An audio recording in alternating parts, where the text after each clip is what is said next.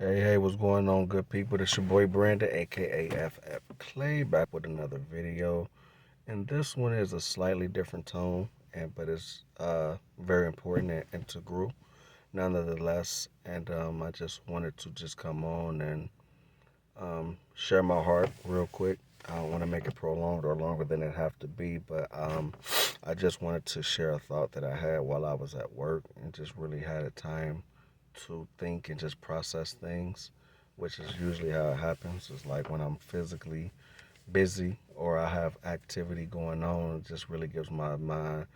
It can either give your mind time to roam, just roam wild and crazy, or it can give you time to just think and ponder and become very introspective. And a lot of times, that's what happens to me when I busy myself, and I just was just thinking, and just really just been thinking about just the tone of this season. And it's never really been my favorite time of the year, despite what is publicized or what is promoted. It's more so of a calendar holiday, more so of a consumer thing. And there are origins as far as the origins of Christmas and Thanksgiving and New Year and having pagan origins and occult roots and all those things. And I'm not really going down that rabbit hole today. But if you just do think about the natural pattern and cycle of the seasons, they promote December going into January as the new year. But if you look at the cycle and just the time of the seasons, it occurs during the winter, and the winter is the stage of death where uh, everything that grew vibrantly, in the spring, summer, and the fall harvest season, after harvest season, that's when the winter starts to come in and you have trees, leaves falling off the trees, and it's just really just a season of death and darkness and cold, and so it's everything contrary to New Year or what you would consider new life. And so that number one, and then I don't really have a close knit family, so the feeling and the vibes that everybody gets during this time of year, whether it's manufactured or whether it's genuine, I just don't have because um, for whatever reason, everybody's family is not close. Um, and so I have been forced to become creative with my family, my immediate family, and just get creative and get non traditional. We don't really put a priority on this time of year for a number of reasons. And so I just said all of that to say that this is really not my favorite time of the year, but it's really had me really reflective and introspective here lately. And then, especially these last couple of days, just really heavy, as far as just the natural reoccurring cycles of my own life, and how it just seems like at the onset of every breakthrough, it's like break break down, as they say, break down before you break through, or it's just like a lot of opposition surrounds it, and it's like once you get right at the onset of the edge of what you perceive to be breakthrough or a blessing, it's like all hell just breaks loose, and it's just like it just all falls apart every time. And that's been the cycle, and that's been my experience for the last eh, almost 20 years, or yeah, 21 years. That's been my experience. And so it just really had me reflective. And then I got news yesterday of a natural death, and I haven't experienced death this close to me ever. And so it really hit home, a literal, natural, physical death. Very, I won't say close to me, but close, yeah, close to me. And so it really drove the point home that much more, as far as just it's like, why does it always have to take tragedy or tragedy for us to become reflective, or for us to think about life outside of this realm, or life on the other side of life? I won't say death, because death is just really transition.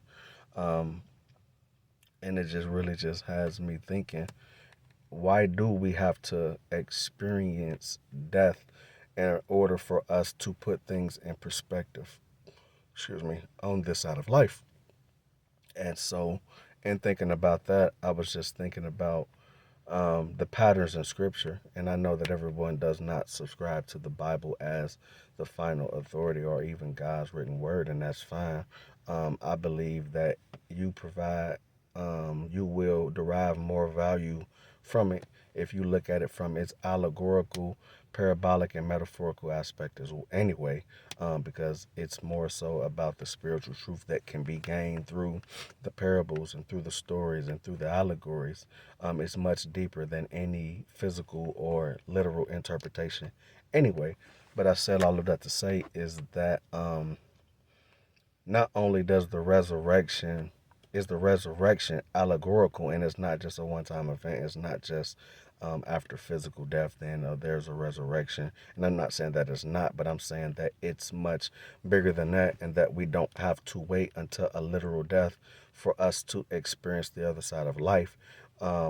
To show because essentially all death is us shedding the veil of this flesh, which is this avatar and this mind, or which we identify as ego. It's really just the shedding of the ego to let the true spiritual essence, or consciousness or soul, awareness, energy, whatever you want to call it, that invisible aspect of us that you can't see, but that is there and that animates and gives life to this very vessel or avatar, and ego.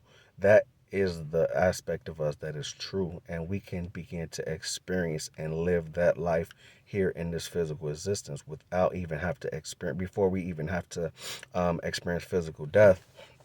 But I was just thinking about um, really, I was just thinking about uh, when it said that Christ went when he died, that he took those 3 days that he was buried, and he went down to Sheol or Hades or Abraham's bosom, and it says that he released the captives, or that he set captivity free. Oh no, he took captivity captive. I'm sorry. And it was just I was just thinking about that aspect unto our lives, not necessarily just our physical death, but more so the many ego deaths and cold dark nights of the soul, and the many deaths that we experience through this lifetime, as far as trials, tribulation, suffering, and all those things. And it just really had me thinking.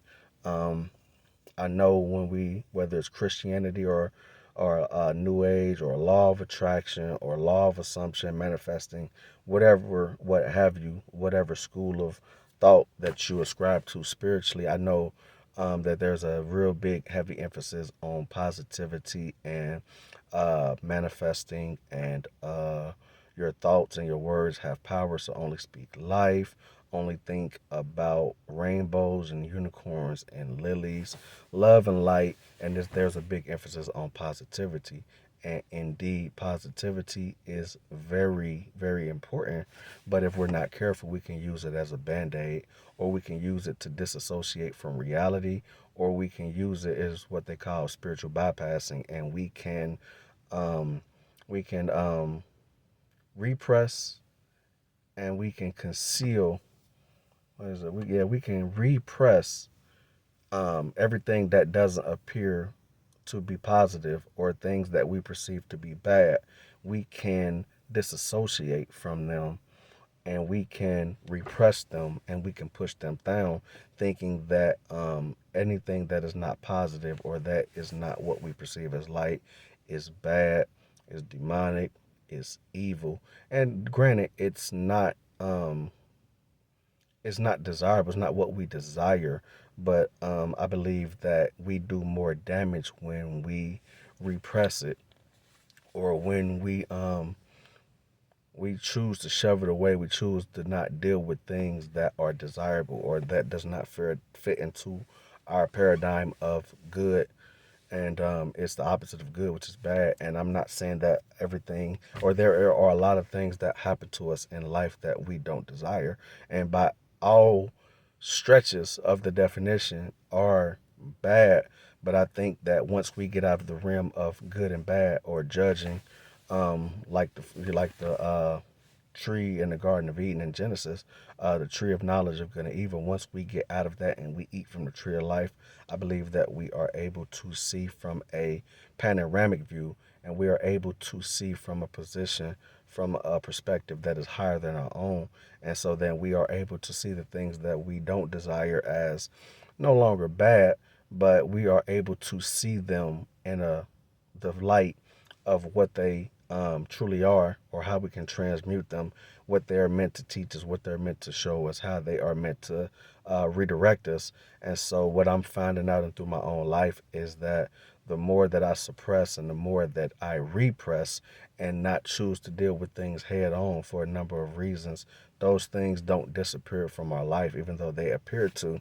They lie dormant beneath the surface and they compound. So that's where you get those who do teach a balanced view of spirituality. They'll tell you that it's all about shadow work and it's all about healing the inner child and it's all about integration. And truly that is what spirituality is about. It's more so about integration. We have to realize that life is a life of polarity.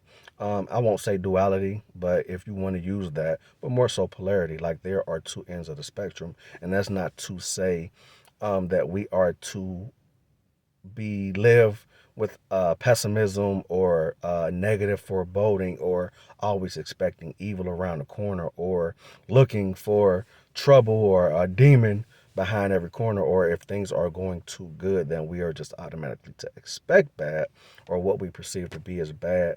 But there is a polarity, just like it's just funny, like I was saying earlier, it's like before any major breakthrough in our lives, a lot of times we experience the total opposite of what it is that we're intending for or what it is that we desire. And it's at that point that a lot of people at that breakdown stage, which is allegorical, is likened to death. At that stage is where a lot of people quit and they forfeit, not knowing that that's the actual fulfillment of what it is that you desire. But because it does not look desirable to the eye, or it does not fit our paradigm of good or what we think it should look like, a lot of people forfeit it in a number of ways, or we self sabotage, or we allow it to make us bitter as opposed to making us better. And we see it in scripture, in the Garden of Gethsemane, which means wine press, um, or threshing, is where Christ, he even struggled prior to his crucifixion, which was his death to self. We see that he even struggled with it, and he was saying that if it be thy will, let this cup pass from me. But ultimately, he submitted to the will of the Father, and he said that nevertheless, your will be done. But it's something that even he struggled with, and he's our archetype. He's the example set before us as the author and finisher, and as the example of the spiritual life, and he struggled with it. And that really is, before you experience death, you have to submit to it, because the more that we resist, the very thing that we resist, it persists. So we think that by avoiding it, or just by avoiding anything in our lives that we don't want to deal with head on, we think that we are starving it of attention, or that it disappears from our life. But the very thing that we are resisting, you are as a byproduct, you are energizing it or giving it life, because you are actively resisting it. So you're still giving it life or giving it energy, and you're the one keeping it alive, as opposed to acknowledging it, becoming aware of it, allowing it, to lay bare before you, and to see what it is meant to, what message is meant and sent to deliver to you, what it is you're meant to take from it, what direction you're meant to go, if it's meant to redirect you. Allow you to look within yourself to see how it applies, or what it is within you that brought it about or that needs correction. And a lot of times those things dissolve and they leave our lives. But I think with our, like I mentioned earlier, our view on spirituality, I think things tend to linger. And after a while, they trip us up. And because we know that life emanates from us, and then we know that subjectively we create our reality and that it emanates from us, even though it is perceived to be outside of us, it's really coming from within us and we project from the inside out. And so, with that, a lot of times when we get tripped up or things that we perceive to be setbacks, or in the Christian church, the attack of the devil, trials, tribulation, suffering, all those things, um, they are perceived to be from an outside entity. And a lot of times there's something within us that is an agreement or that brought it about.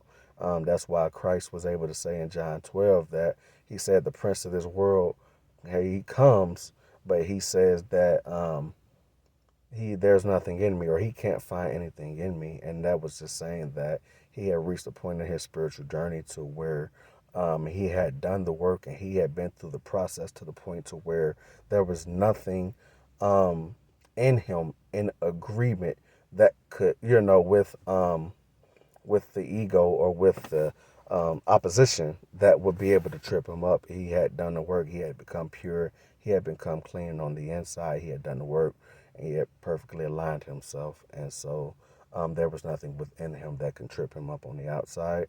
And this is the ultimate goal of all of us in this incarnation. But I believe that we hinder the process severely in proportion to our obedience and submission to the process and going through it and getting it over, as opposed to trying to avoid it or resist it or suppress it or repress it and rebuke it, bind it, and do all those things when it is just the divine process that we all must go through if we want to attain all that it is that we came here to be and to do.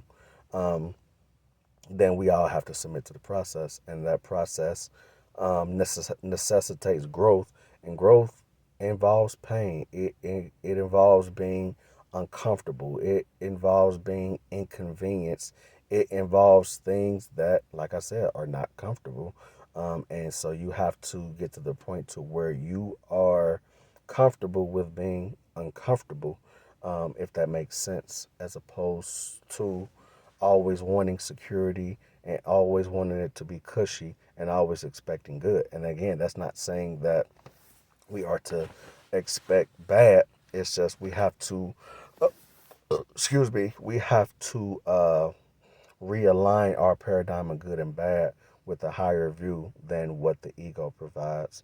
And so, like I said, it's all about integration. It's not always about love and light, but it's also embracing um, the darkness, or Sheol or Hades. It's all in order to ascend. We have to descend, and we have to integrate, and we have to deal with our issues. There's no more suppressing or repressing. Um, we have to have the hard conversations. We have to do the hard things. We have to like I said, we have to be uncomfortable. We have to do those things that we don't always feel like doing, in order to um, perfectly align ourselves and integrate ourselves. It's all about integration at the end of the day. And so I really hope that you got something out of my rambling. It's very raw, very unedited.